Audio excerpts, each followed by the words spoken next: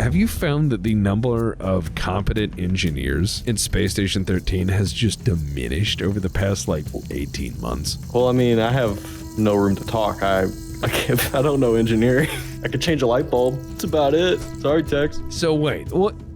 I'm gonna get that engineering certification, and the name on it will be Quentin Jackwright from Goon. Simply taking the initiative to sign up as an engineer is enough to get peers to think you know plasma on a personal level. If I did, I'd donate it for a round trip to the bar, a sidetrack built for me and other subpar societal spectators who only socialize on Space Station 13. It was here on the stools, the entire stool, not the seat your ass refuses to meet. I'm talking the stools. It was here somebody approached me to play knife throw, and I figured if I could catch the blade without losing my 5-finger discount, then that's a free knife. So I got a free knife. Consider me the type of lottery winner that went straight back to work and kept their winnings hidden. Unfortunately, a plush doll found this out and came posing as a dead relative wanting some cheese. He said the words weapon and hot, nothing else, making that his name and him a man. Weapon Hot wasn't getting no piece of my knife since he did nothing to deserve such treatment. I did almost change my mind about the inheritance when Weapon Hot let me pet him. That's creepy. He would have gotten stabbed had he crossed any more lines. I'm usually focused on shanking something because trust issues, and I suck at whatever I'm really supposed to be doing. In my particular situation, engineering looks like building a city-sized computer for a giant god. I don't feel up to that task. I'd rather check out the shit I heard about over the radio. People were apparently going into virtual reality at the bar. Getting hooked up with the same entryway goggles launched my ass farting and screaming into a VR dungeon.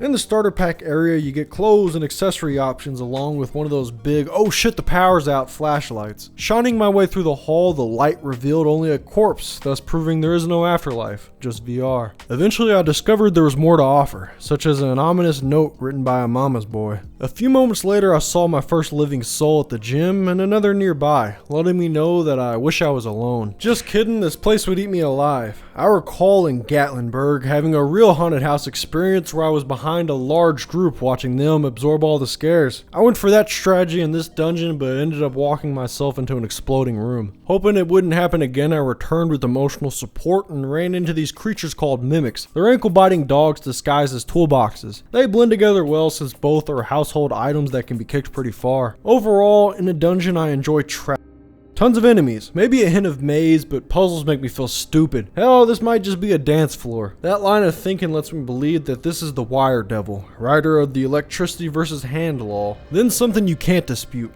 Lions. The ones the note subtly warned us about. As a team, we soon realized you didn't have to be a lion tamer to punch a lion dead. We just have to spread the message to the other lions. After the jungle stage, our party stumbled into the science section. In this certain lab, there was a Kool-Aid pool and a cum box. The next lab had a glow of escape mission progression from the floors to the portal. Stepping through warped me to the perp zone. It's the shadow realm for folks who insist on shortening every fuck word. Another portal in the perp zone brought me back to the proper VR dimension I was stuck in. Early on, I lost my large ass flashlight. That's why I'm in the dark carving up skeletons with a circular saw. My teammates, however, trapped a ghost behind a sliding door. Still blind from the darkness, I accidentally walked right into the holding cell housing the black red-eyed spirit ball. It wanted to kill me. I ran and released the ghost in the process. Finally finding a security wing with guns made me think whoever is controlling this simulation is preparing us for danger. Right outside, a lava river blocked the path. I saw the guy in front of me whip it across. Assuming I'd do the same, I fell into the lava. Yeah, the whipper did that with a rope. I guess I planned on flying with the rotation of my saw. Now as a ghost, I observed the man who could walk on lava guiding the group in a pissed off manner. They seem to have captured an aircraft, a robot spider, could be a lawnmower. There are many choices with spaces generally no bigger than a tile agreement. Continuing forward, this expert on Goon VR ran the Clown Shield laser obstacle course. Familiar anger reappeared when an understudy shocked the pro, like beginner's luck if it nearly killed everyone in a 20-foot radius. Well, the adventure ran dry because the experienced vet hadn't advanced further before, so that was all he knew. The round then ended in the not as virtual world. In this layer deeper, it goes on forever. I guess I may have died for real, but my soul was set free to be the same engineer, only now I'm in the ocean. The day began with a seasoned toolman showing me and this other rookie how to tie our shoes and hold a wrench. He told us about this map on our PDA, something about if we go to any of these squares we can get our dick sucked through a vent. Out for a swim jog into the abyss we went. Our teacher explained the objective is to locate heating vents for energy harvesting. Watching this instructional video made me learn everything there is to know about being an underwater engineer. Of course, more radio advertisements pulled me away from the job. I heard there was a revolution, sending me to medbay fiending for a recruitment flash. Soon as I stepped foot in there, I got what I wanted. Revolutionary status had a gentle old man that grows fruits in his backyard giving me tomato grenades. Although I was clueless about the grenade part at first, I threw one close range before the farmer informed me on the tomato's purpose. Given 2 more tomatoes, I tossed both of them at the nearest group of non-Rs. Afterwards, a fellow Rev Grunt led a unified charge that I got in on. The plan became to rush the head of personnel. He knew we were coming, hence the shield and chainsaw during office hours. The Rev brother who corralled us opened the secure door, stumbled in, and incapacitated the HOP using a taser. The chef then cuffed our target while the rest of us poked him with our utensils. We migrated to a back room when presumably security showed up to slip on blood and act as additional armor for the hop. Instead of chipping away at him, the chef tossed aside this bulletproof vest of a man to shoot the hop in the face with a meat cleaver. Soon the joint was crawling with security. Us Revs tried leaving in a single file line, and we received the prison riot punishment where mean guards fire shotguns off into a crowd. Now, I may just be one of those assholes thinking they're having the worst day ever, but I feel like I caught the most hot shells. Yep, I was being a wuss. This other Rev ate tons of rounds, and they were incendiary. During the fray, I lost my R card. Got it reinstated in a matter of seconds, leaving me barely alive to watch our revolutionary uprising go to shit. Thought I'd be able to limp off to revolutionize another day until I had my political alignment purified a second time. At least I got all access from that failed raid, which I used to enter a public portal. Walking up in it plopped me into the ocean near a secret bar. A clown had also arrived with this breach in the hull via submarine. Around here, old cold moldy food laid about waiting for warm mouths. My personal hull selected the messy sandwich from Ed, Ed, and Eddie.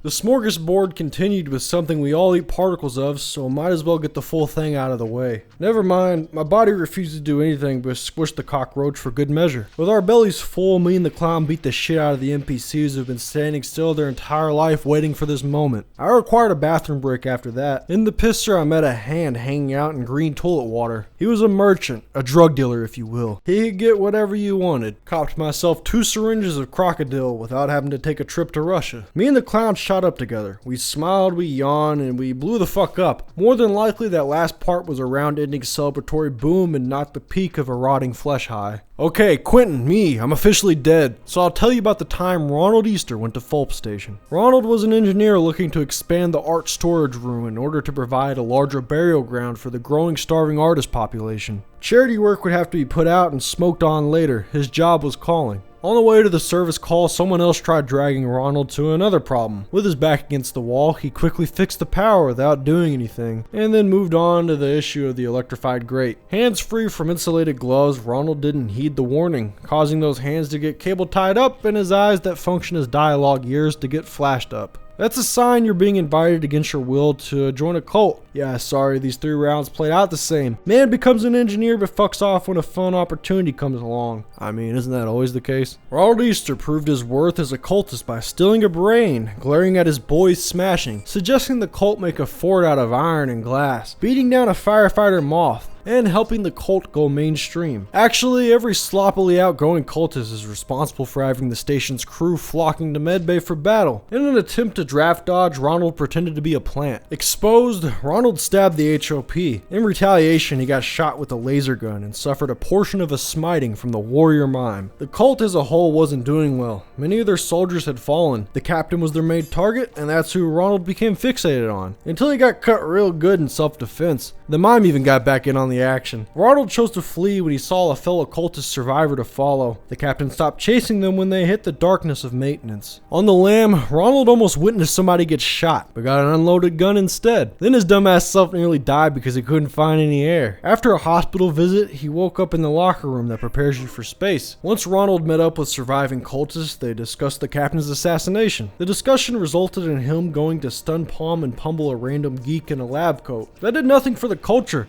I think they just turned that man's body into chunks. Anyways, somehow the cult was still holding out. Ronald then saw the captain looking like he's about to win the Civil War. For sure he'll pull it off with that sword. The captain seemed most concerned with escorting his slow buddy to safety. He let off a couple of blasts from his laser pistol for reassurance. Ronald and the captain crossed paths again, and another duel took place. Called a stalemate. The captain held his ground and prevented cultists from fucking with the emergency shuttle. Also, that so-called stalemate became a delayed victory. Though thanks to cult magic, Ronald Easter had been revived. Him and the cultists made their way onto the shuttle and were definitely fucking with it a little. The captain barricaded himself in the cockpit, leaving the crew alone to fight the cult. Well, they're a crew, so they won't die alone. Attention was put on the captain once more when Ronald and the cultists gathered to break into this improvised vault. These robbers ran into the bank's security system where an Eskimo jumps out of a locker to shove you down, and a guard in dragon armor starts a contagious fire that you're genetically designed to lick the doorknob on. Now, the captain was gone. He had plenty of time to get away. He's probably already halfway through the next round.